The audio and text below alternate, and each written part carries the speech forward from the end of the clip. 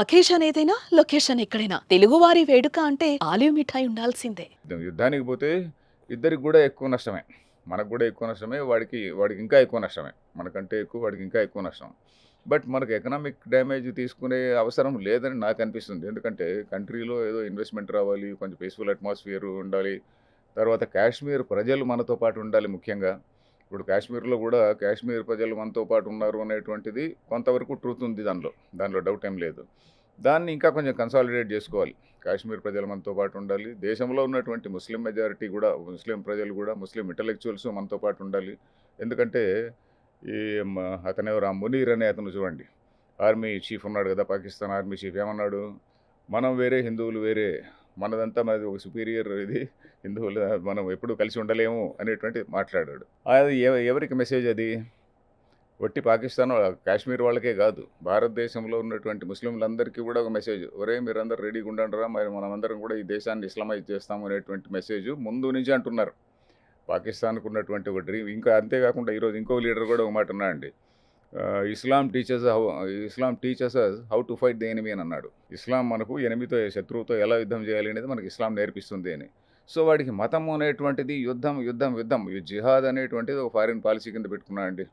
జిహాద్ అనేటువంటి ఫారిన్ పాలసీలో ఏంటి, ఈ టెర్రరిజం, మాటిమాటికి టెర్రరిజం. ఇప్పుడు ఈ భారతదేశం నుంచి ఎవడు టెర్రరిస్ట్ అక్కడ పోవడంలే. ఇండియా ఎప్పుడు కూడా టెర్రరిస్టులను ట్రైన్ చేసి వాళ్ళ దేశంలోకి పంపడంలే. కానీ వాడు రిపీటెడ్గా పంపుతూనే ఉన్నాడు. ఎందుకంటే టెర్రరిజం అనేటువంటిది వాడికి ఒక ఫారిన్ పాలసీ అయింది. సో దానివల్ల వాడికి నష్టం నడుస్తుందిలేండి. వాడికి ఏం పెద్ద లాభం ఏం లేదు. ఎందుకంటే వాడు కూడా ఎకనామికలీ బ్యాడ్ కండిషన్లో ఉన్నాడు. బట్ మనకు కూడా పెద్ద న్యూసెన్స్. తర్వాత మీరు ఒక మాట అన్నారు కదా సార్, నాకు యుద్ధం వస్తుందనే నమ్మకం నాకు లేదు.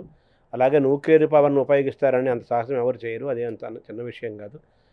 అని చెప్తూ మీరేమన్నారంటే, మీరు ఎక్కడ వర్రీ అవుతున్నాను నేను అంటే, ఈ ఈ కోవర్ట్స్ అనేది ఆపరేషన్స్ జరుగుతాయి నాకు వర్రీ అవుతున్నా అన్నారు. మరి కాదండి, కోవర్ట్ ఆపరేషన్ మన వాళ్ళు చేయాలి అని అంటున్నా. మనవాడు చేయాలా?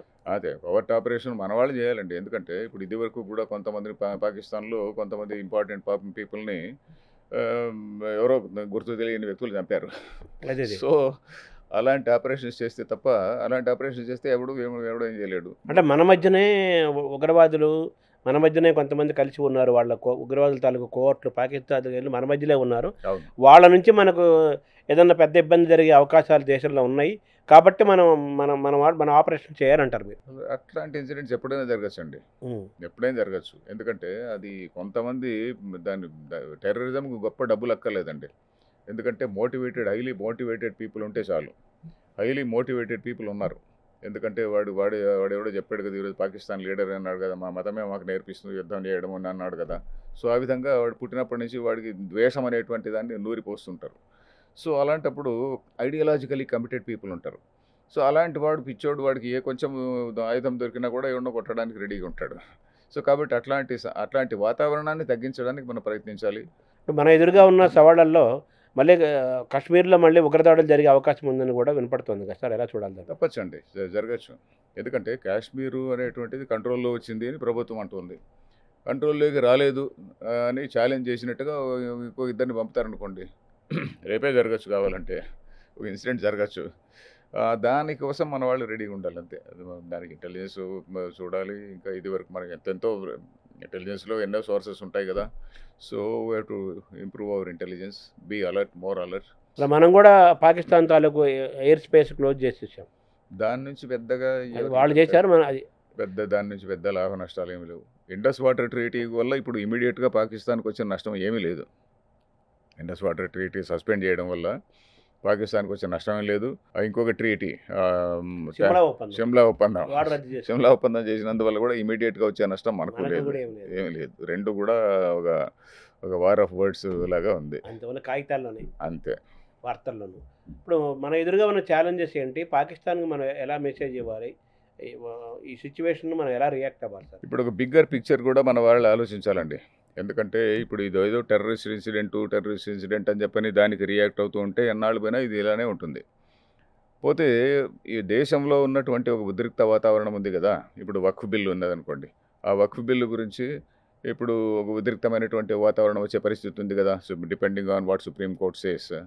సో ఇట్లాంటి వాతావరణాన్ని తగ్గించడానికి ప్రయత్నించాలి. అంటే వక్ఫ్ బిల్లు అది ఉండకూడదు అని కాదు, ఇప్పుడు పాకిస్తాన్లో మనం ఇండిపెండెన్స్ వచ్చిన 1947లో హిందూ మైనారిటీ ఎంత ఉండేదండి? 15% ఉండేది.